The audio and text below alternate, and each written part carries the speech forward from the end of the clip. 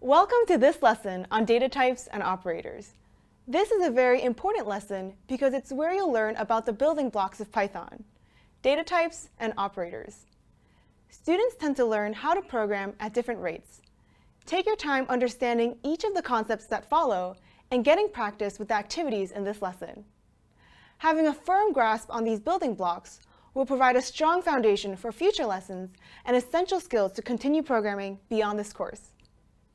Throughout this course, we'll go through code examples using. In the last video, you saw this line of Python that computes the sum of 3 and 5. The plus sign in this line is an arithmetic operator. Python has several arithmetic operators, most of which follow the usual rules of mathematics. Let's look at the first 4. In Python, addition and subtraction are performed with the usual symbols, plus and minus. Multiplication uses an asterisk, and division uses a /.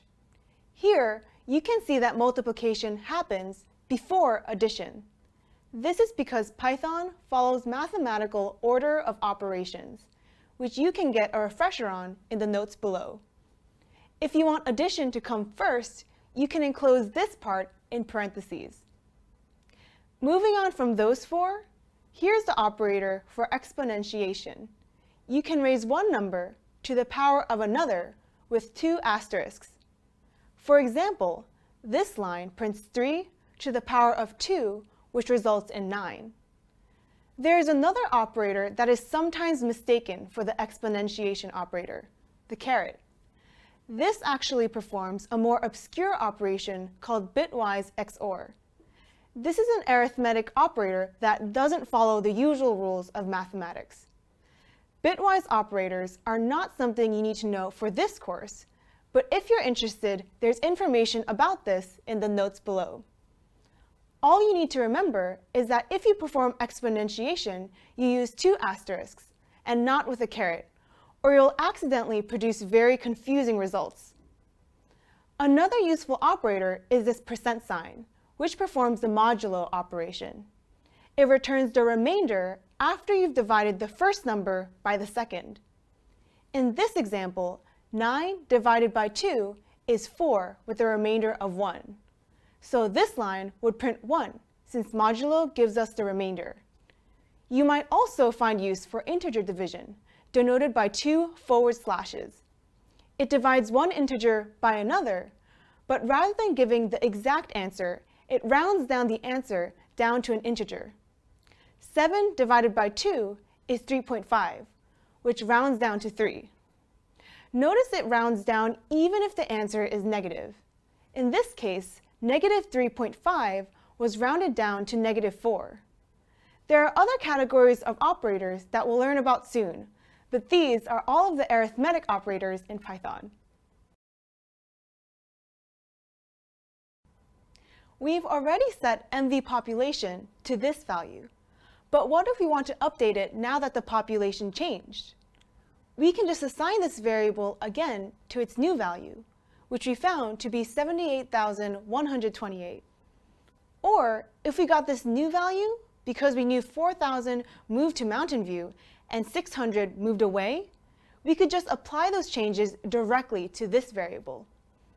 In this line, the variable MV population is being assigned to itself plus 4,000 minus 600, which results in 78,128. Because this kind of increment and reassign operation is very common, Python actually has special assignment operators for this. Instead of using MV population twice in one line, we can actually use this plus equals operator to tell Python we are incrementing the variable on the left by the value on the right.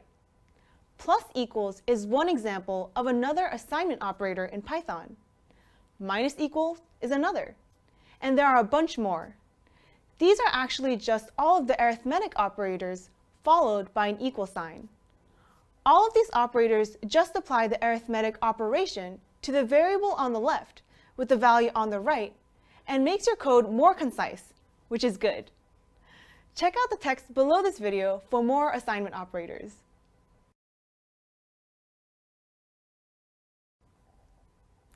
Python also has a useful way to assign multiple variables at once. These 3 assignments can be abbreviated using multiple assignment like this.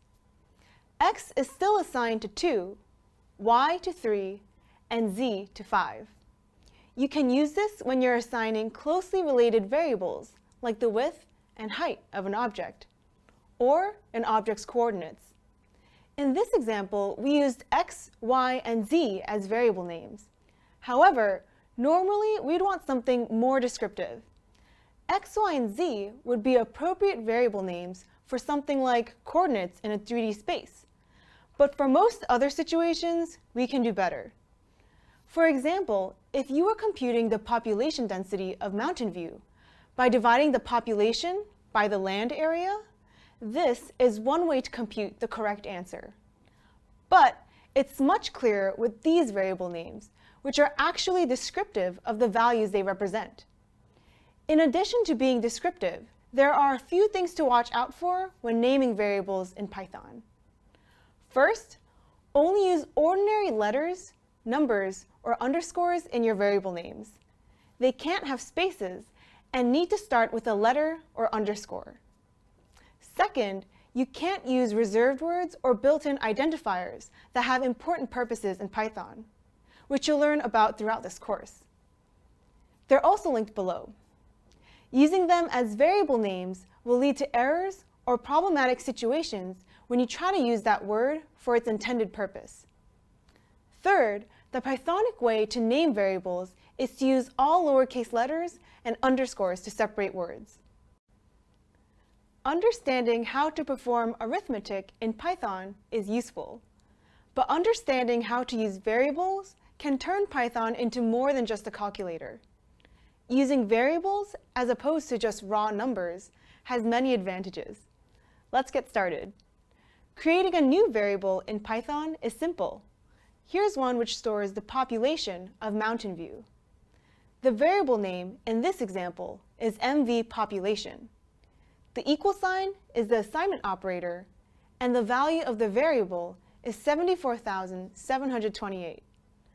Notice this isn't simply an expression of equality, like in math, where x equals y and y equals x mean the same thing.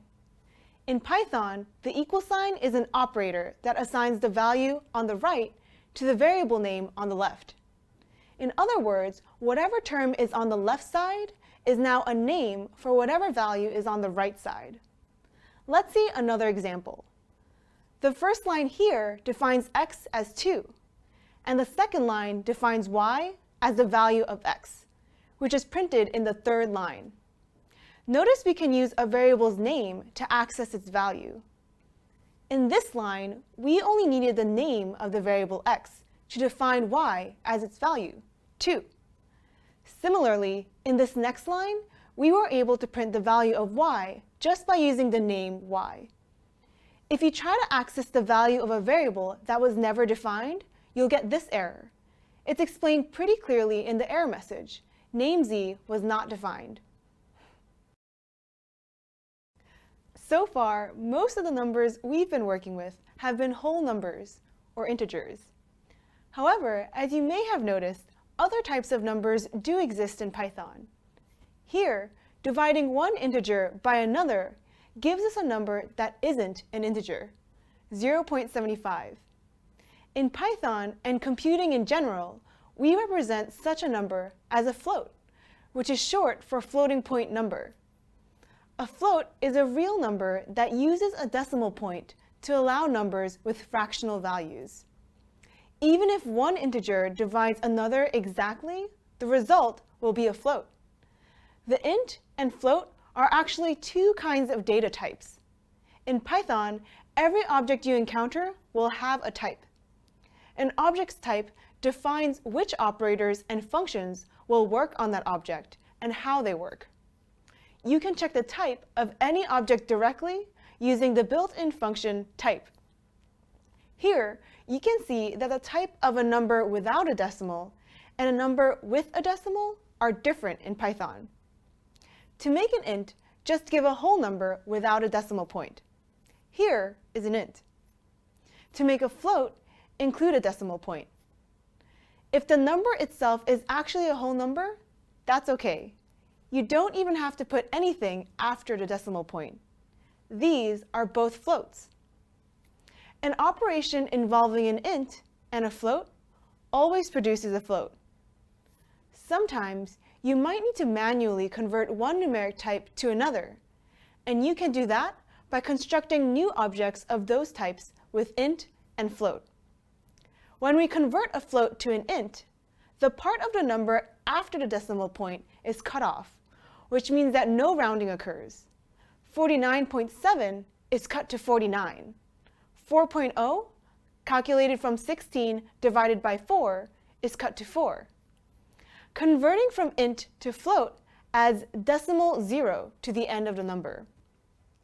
So we've seen Python's two main numeric types, integers and floating point numbers. What are they good for? There are many times when you might need to count items or need to rely on the result of a computation being an integer. For example, let's say you want to count how many people showed up to your dinner party.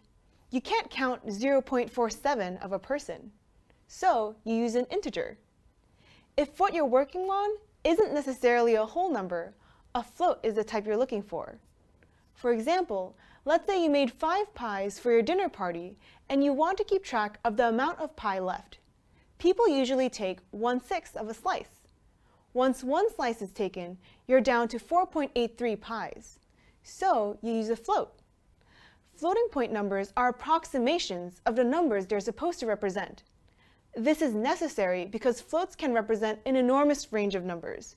So in order to fit numbers in computer memory, Python must use approximations. This trade-off can sometimes have surprising results. Because the float, or approximation, for 0.1 is actually slightly more than 0.1, when we add several of them together, we can see the difference between the mathematically correct answer and the one that Python creates. In most contexts, these small differences are irrelevant, but it's important to know that they're there. You can read more about this in the instructor notes. One thing you might have noticed is that in a single line of Python, whitespace doesn't really affect how your code works.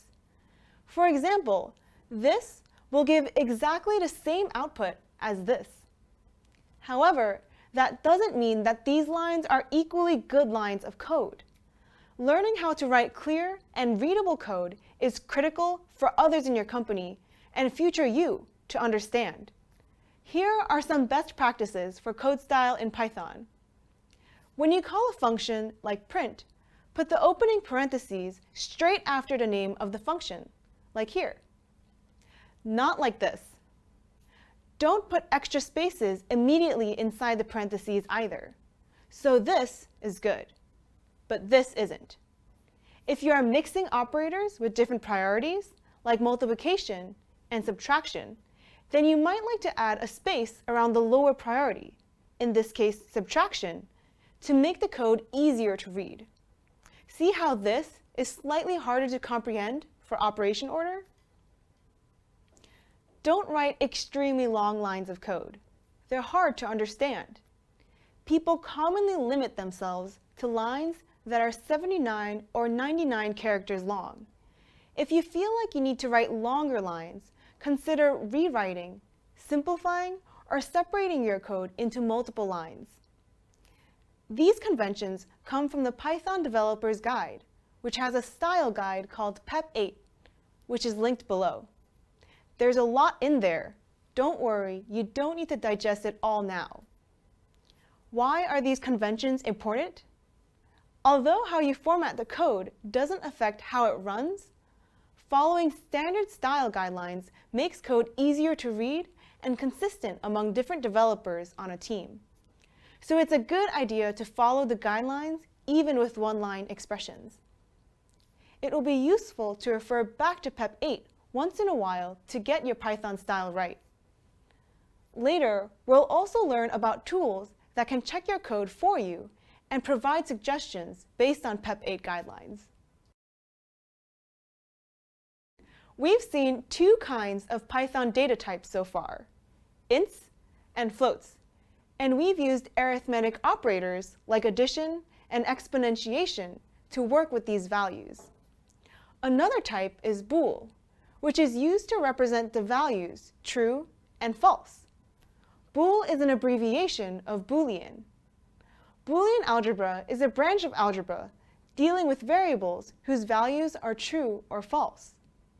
Boolean algebra is named for its inventor, George Boole.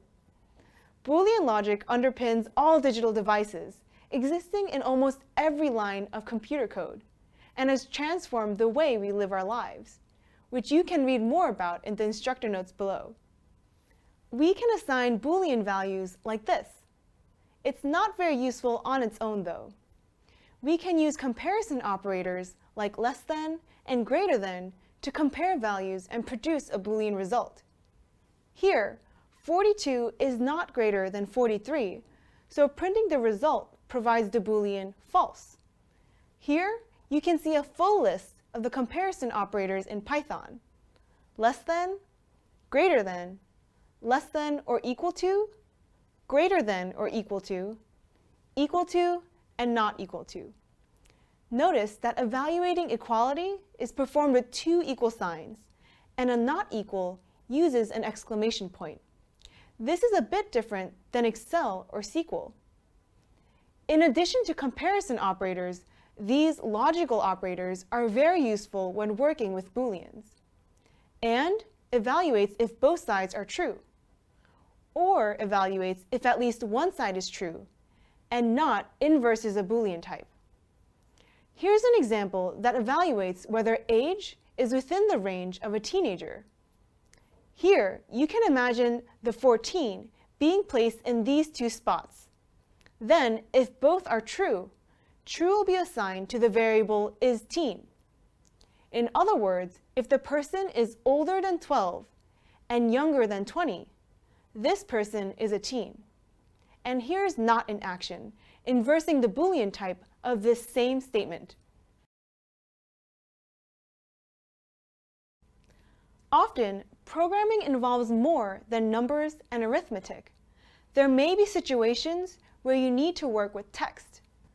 To work with text in Python, you will need to use a string, which is an immutable ordered series of characters. More on the immutable ordered part later. You can create a string by using quotes. Single or double quotes work equally well, although there are some edge cases which we will work through. In each of these cases, I printed the string hello and got the output hello. We can set a variable to be a string the same way we did with numbers. Strings can include any characters, even spaces, punctuation, and numbers. However, what do we do when we want quotation marks in our string? Since we use quotation marks to define our strings, this presents a small problem. Here, the code doesn't work the way we want it to. Python offers two solutions to this problem. The first is to place the string in single quotes rather than double quotes, like this. You can use either type of quote to define strings. But sometimes you'll need to define a string that includes both single and double quotes. What then? In that case, you can use a backslash to escape quotes. Here, the string is delimited by single quotes. The single quote within the string is preceded by a backslash so that Python knows that it should be interpreted as part of the string rather than the quote that ends the string. Once our strings are defined, there are a few operations that are used for integers and floats that we can also use for strings. For example, we can use the plus sign to put strings together, and we can use multiplication to repeat strings. Let's look at an example of each. Here, our variables are holding two words. We can use the plus sign to concatenate the two strings together and print the result. This is fundamentally different from numeric addition. However, notice the two names have been squished together. We're missing a space. Python is completely literal when working with strings. We need to explicitly include spaces and punctuation if we want what we write to make sense. This time, we got a string that makes sense, putting the two words together with a space in between. Note that previously, I said white space doesn't matter in between parentheses in bits of code like print statements. Here, with strings, you can see that spaces do matter in between the quotation marks. Let's try another mathematical operation. Turns out we can use the multiplication operator as well. It repeats the string as many times as you multiply it. Here, 5 times. Although addition and multiplication have different applications for strings, subtraction and division do not. Here, we get an error that a string is an unsupported type for the division operator. A useful function that's built into Python is len, which can tell us the length of a string. This is just the number of characters in the string. Len is like print in that it's a built-in function that takes in a value in parentheses to perform an action. Len differs from print in that it returns a value that can be stored in a variable.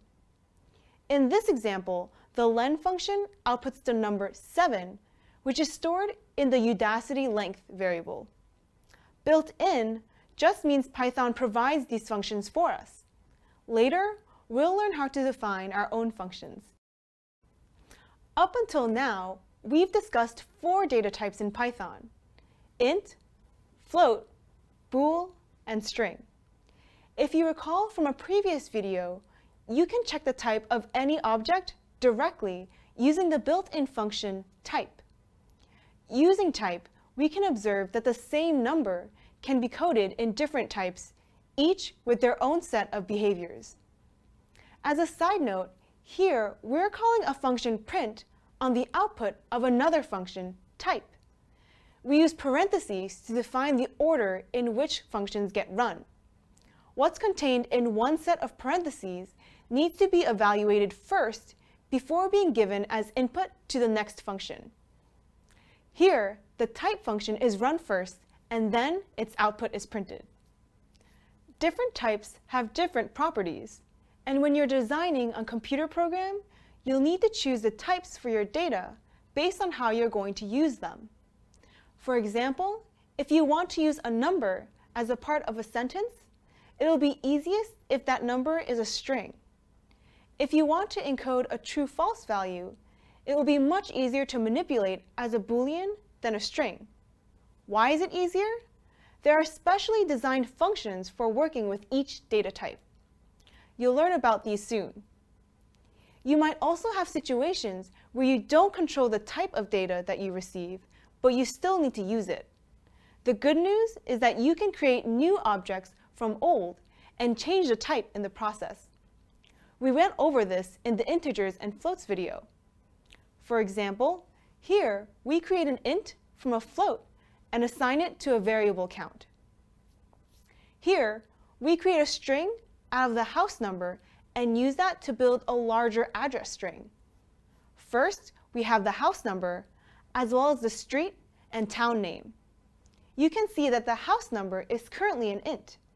We can change it to a string like this and use the plus operator to create the full address. You can also build a number from a string like this. Here, we start with a string of 35, but by wrapping it in a float function, we can see the type has now changed. So far, we've seen 2 distinct ways to process data with Python: operators and functions. We've used operators like these, which process the 2 values on either side of the operator. We've also used functions like print and len. Functions are very similar to operators. In fact, the only real difference is in how they look. Function inputs are put in parentheses rather than being placed next to an operator. And functions have descriptive names rather than short symbols. There is a third technique for operating on values: methods. The best way to learn about methods is with an example. Consider this title method. Methods are related to functions, but unlike functions, methods are associated with specific types of objects. That is, there are different methods depending on the type of data you're working with. In this example, the object is a string with the value Sebastian Thrun, and we are calling its title method. The method returns a string in title case, meaning the first letter of each word is capitalized. So methods are functions that belong to an object. An object, for example, being a string. Let's try another string method, isLower. The isLower method checks whether the characters in a string are lowercase. In this case, the string object is Sebastian Thrun. isLower returns true since there are no uppercase letters. You've probably noticed that when we call the isLower and title methods, we use parentheses, but we haven't put anything in them like we did when calling functions. Those inputs in the parentheses are called arguments. Since methods are special types of functions that belong to an object, the object is always the first argument to a method. So isLower and title actually did have an argument, although there was nothing in the parentheses. The argument is disguised as the string object. Let's try a method that takes more arguments than just the object, count. Here, the count method returns how many times the substring fish occurs in the string. The object is the string 1 fish, 2 fish, red fish, blue fish, and the method is .count. And 4 occurrences of the word fish exist in the string. Congratulations on completing this lesson on data types and operators. You've started your journey in Python with a great foundation. Next, you'll learn how to piece together the building blocks you just learned to write cooler and more complex programs. Great job!